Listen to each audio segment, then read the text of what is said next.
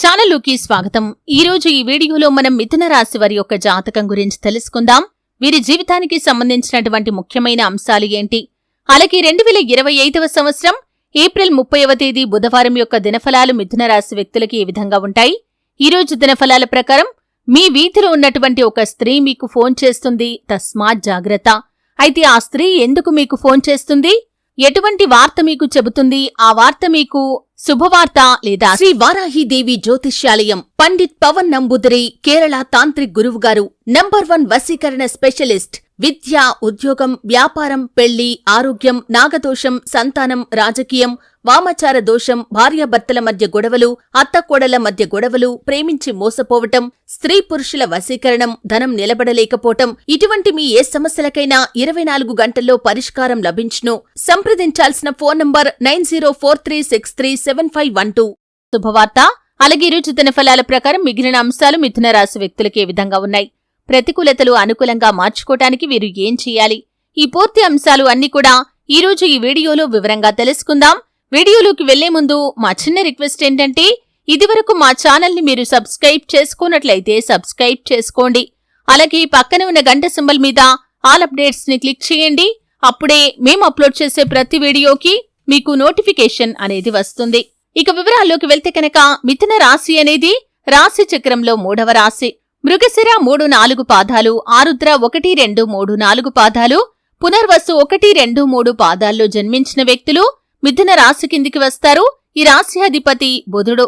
వీరు క్రమశిక్షణకు, ఆరోగ్యానికి, సమయ పాలనకు ఎక్కువగా ప్రాధాన్యతను ఇస్తారు. అలాగే మిథున రాశి వారు హాస్యప్రియులు. ఎప్పుడూ తాము నవ్వుతూ ఇతరులను నవ్విస్తూ ఉంటారు. ఆహ్లాదకరమైనటువంటి వాతావరణం వీరు ఎక్కడ ఉంటే అక్కడే ఉంటుంది. అలాగే వీరి జీవితంలో ఎన్నిసార్లు అపజయాలు చూసినా కానీ ఆత్మవిశ్వాసాన్ని కోల్పోకుండా ముందుకు సాగుతూ ఉంటారు. అయితే ముఖ్యంగా 2025వ సంవత్సరం ఏప్రిల్ 30వ తేదీ బుధవారం యొక్క దినఫలాలు చూస్తే, మీ వీధిలో ఉన్నటువంటి ఒక స్త్రీ మీకు కాల్ చేసి ఒక షాకింగ్ న్యూస్ ని చెప్పే అవకాశాలైతే కనిపిస్తున్నాయి. అంటే మీ ఇరుగు పొరుగు కుటుంబ సభ్యుల్లో ఒకరి గురించి మీ దగ్గర ఒక వార్తనైతే చెబుతారు. అది మీకు చాలా ఆశ్చర్యాన్ని కలిగించేటటువంటి అంశం. మీరు చాలా షాక్ కి గురయ్యే అవకాశాలైతే కనిపిస్తున్నాయి.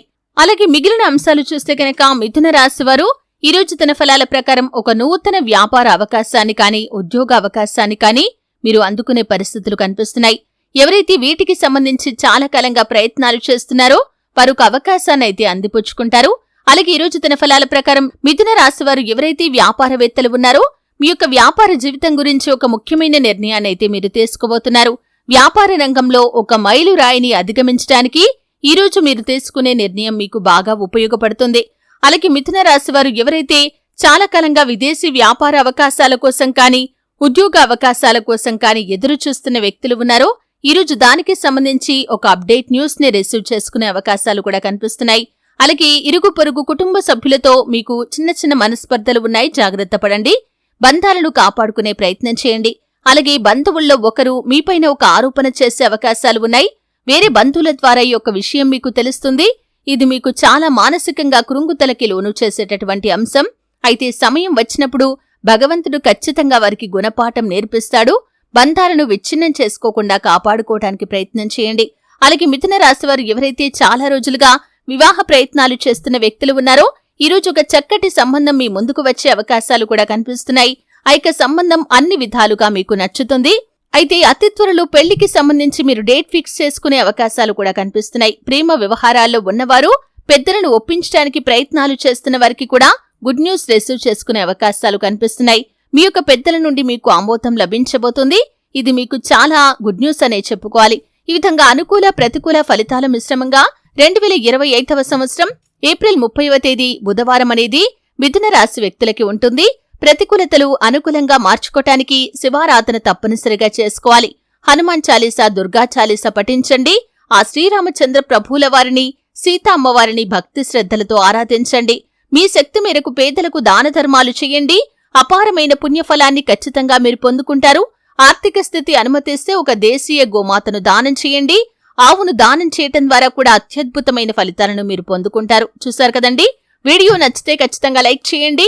మరిన్ని మంచి మంచి వీడియోల కోసం ఇప్పుడే మా ఛానల్ని సబ్స్క్రైబ్ చేసుకోండి.